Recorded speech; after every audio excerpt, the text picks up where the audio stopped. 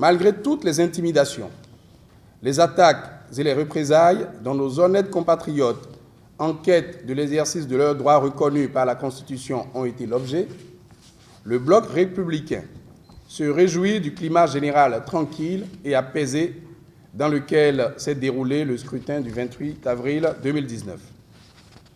Nous ne saurions poursuivre sans louer et féliciter nos forces de défense et de sécurité pour leur bravoure, leur calme et leur professionnalisme qui, face à toute cette escalade de violence et la provocation, sont restés impavides, sans tirer un seul coup de feu.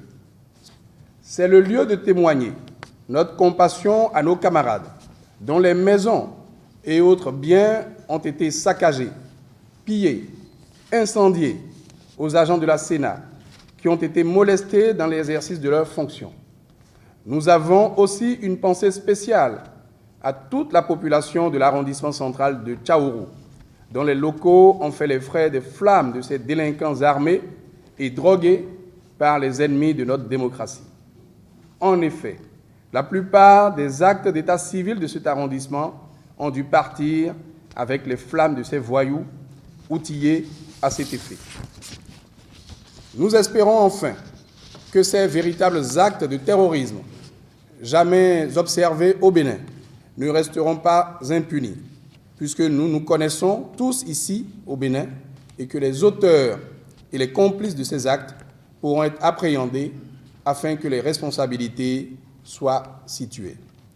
Face à ce tableau, nous condamnons et dénonçons le comportement et l'attitude indigne et irresponsable de certains de nos anciens hauts dirigeants politiques et de la clique de pseudo-opposants qui les accompagnent, qui, tels de véritables chefs de gang, se sont illustrés une fois de plus ce lundi 29 avril 2019 en appelant le peuple au soulèvement et en avançant des taux de participation qui n'ont de référence que leur imagination fertile.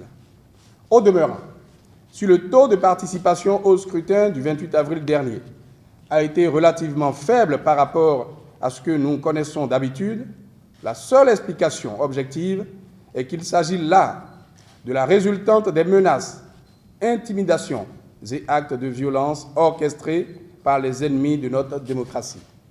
Le brave peuple béninois, peuple paisible par nature, a préféré adopter une position prudente en restant chez lui pour éviter de devenir le martyr ou la victime innocente et inconsciente de l'hérésie de certains de ses anciens hauts dirigeants.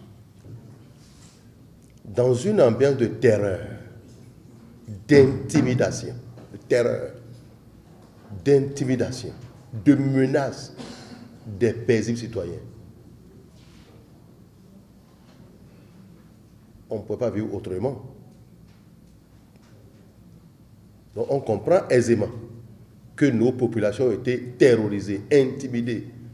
Mais le Bénin étant un peuple de paix, épris de paix, qui voudra aller affronter la violence? C'est pour ça que nous saluons ce brave peuple-là qui est sorti malgré tout pour exprimer son droit civique. N'eût été la sérénité, n'eût été les forces de l'ordre, n'eût été même la détermination et la volonté justement de ces personnes, on serait ici aujourd'hui à déplorer des pertes en vies humaines, même au sein du bloc républicain. Nous remercions tout le monde d'avoir fait son devoir et nous espérons très sincèrement que notre démocratie ne sera pas mise à mal malgré la volonté manifeste, l'obsession de ces fossoyeurs de notre démocratie, tel que je l'ai dit. Où est votre foi, monsieur ancien président pasteur? Où est votre foi? Votre foi, c'est d'aller détruire votre propre cousin, votre propre neveu, détruire la maison, tenter d'enlever, tenter de le tuer. Je suis resté à la mairie. Nous avons sensibilisé nos militantes et c'est le lieu de remercier le peuple béninois et nos militantes et nos militants qui n'ont pas cédé à la provocation. Et je les ajoute à nouveau entre les ambassadeurs de la paix. Ils n'ont qu'à maintenir le cap, opposer la paix à la violence. Nous ne devons pas donner l'occasion à ceux-là qui ont fini de détruire le Bénin. Donc j'invite les militantes et militants du bloc républicain à être les ambassadeurs de la paix et laisser ces anciens faire le désordre. Et je crois que dans les jours à venir, le peuple béninois souverain sortira gagnant. Ils ne pourront pas écouter le mandat d'un président démocratiquement élu. Les propos attentatoires à la société de l'État, qui consistent à dire qu'il ne va pas finir son mandat, il se trompe. Mais nous ne voulons pas la guerre, nous voulons la paix.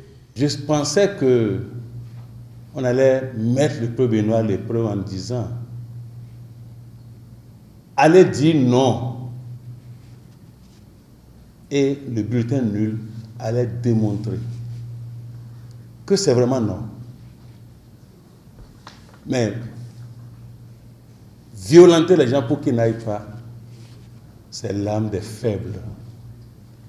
La violence, c'est l'âme des faibles. Et on a pu noter. C'est pour ça que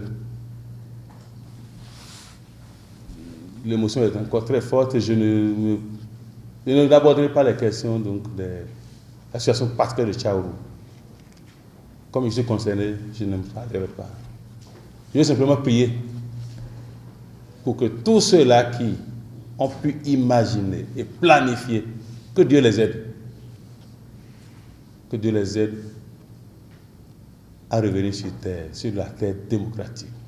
Dans certains arrondissements de la commune de Banté, certaines maisons ont été incendiées, des personnes ont été tapées, blessées à certains endroits, à l'ouest de Savalou et aussi dans la commune de Banté.